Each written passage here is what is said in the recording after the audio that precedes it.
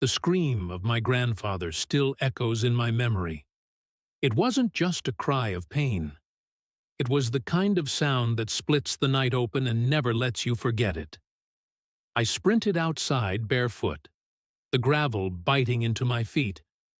But I didn't care. What I saw stopped me cold. Two men in reflective vests had my 80-year-old grandfather pinned to the driveway. One twisted his arm so violently that I heard the snap before the pain even reached his face. His cry cut through me as he cradled his wrist, collapsing in agony. These men weren't police. They weren't even real officers. Their vests read HOA enforcement. But I knew the truth. Our neighborhood never had an HOA. These guys were nothing but frauds. Scammers shaking down elderly homeowners with fake fines and threats. "You don't pay up. This is what happens," one of them sneered before walking off, smug and heartless. I dropped to my knees, holding my grandfather as his arm bent at an angle no arm should ever bend. My blood boiled. This wasn't just about money anymore. They broke him. And with that, they broke something inside me, too. At the hospital, the doctors confirmed what I already knew: a serious fracture. Months of recovery ahead. Through gritted teeth, Grandpa grabbed my hand and whispered, "Don't let them hurt anyone else." That promise lit a fire in me. You see, my family wasn't ordinary. My cousins were bikers, rough around the edges, but loyal to the core. A motorcycle brotherhood that lived by honor, not paper laws.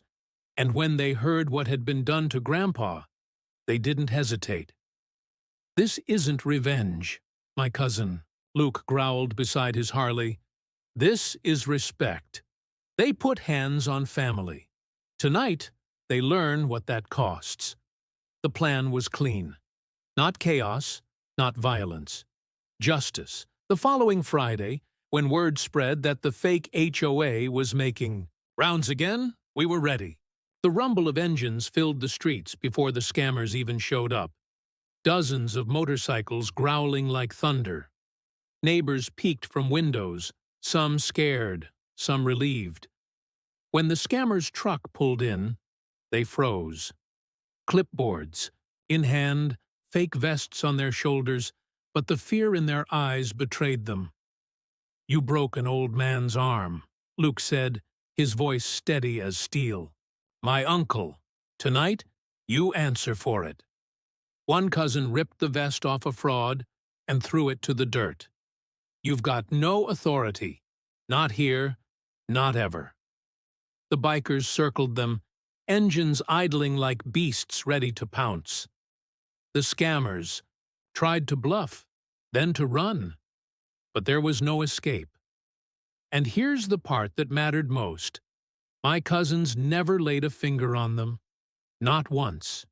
Instead, they held the line as neighbor after neighbor stepped out of their homes.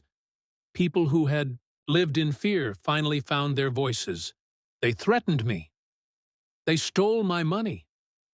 They vandalized my yard. The truth spilled out, one voice after another, until the police arrived, this time called by us. The bikers didn't move. They stood with arms crossed while the neighborhood united, providing evidence, testimonies, video clips. By the end of the night, the frauds were in handcuffs. Assault, extortion, fraud, the list was long. The neighborhood erupted in cheers as the squad cars carried them away. But the moment I'll never forget came later. When we wheeled Grandpa out onto the porch, his cast resting in his lap, the bikers lined the street, helmets off, engines quiet. Luke stepped forward, knelt by Grandpa, and said, "We kept our promise."